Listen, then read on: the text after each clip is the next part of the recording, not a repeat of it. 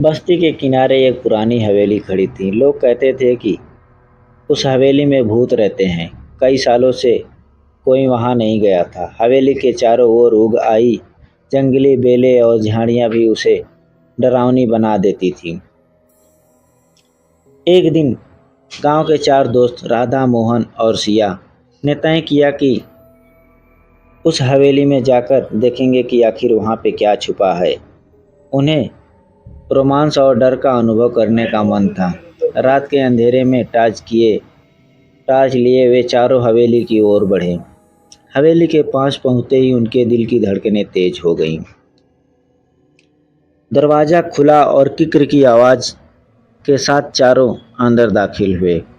हवेली के अंदर चारों ओर धूल और मकड़ी के जाले थे। दीवारों पर लगी पुरानी तस्वीरें और फर्नीचर अब टूट फूट गए थे। वे धीमे धीमे कदम रखते हुए हवेली के हर कोने की जांच करने लगे।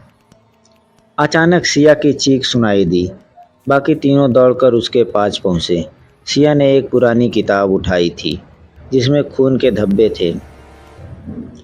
अर्जुन ने वह किताब खोलकर पढ़ने की कोशिश की, लेकिन उसमें लिखी भाषा उसे समझ में नहीं आ रही थी।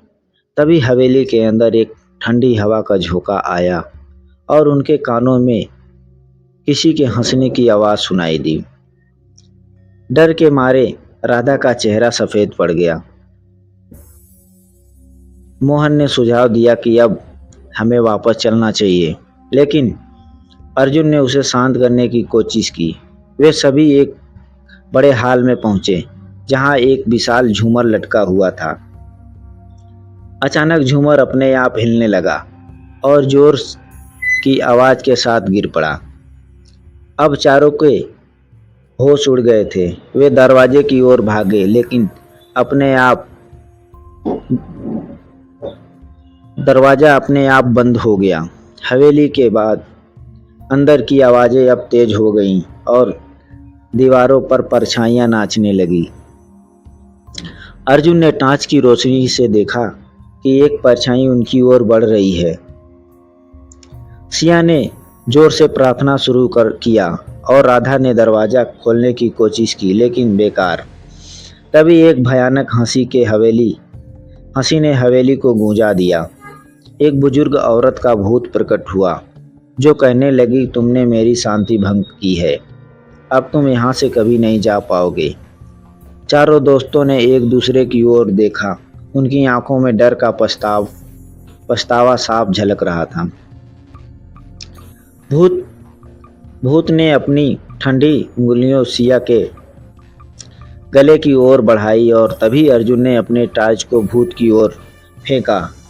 टॉर्च के गिरते ही एक तेज रोशनी फैली और भूत गायब हो गया। हवेली में सब कुछ शांत हो गया। दरवाजा खुल गया और चारों भागते हुए बाहर निकल आए।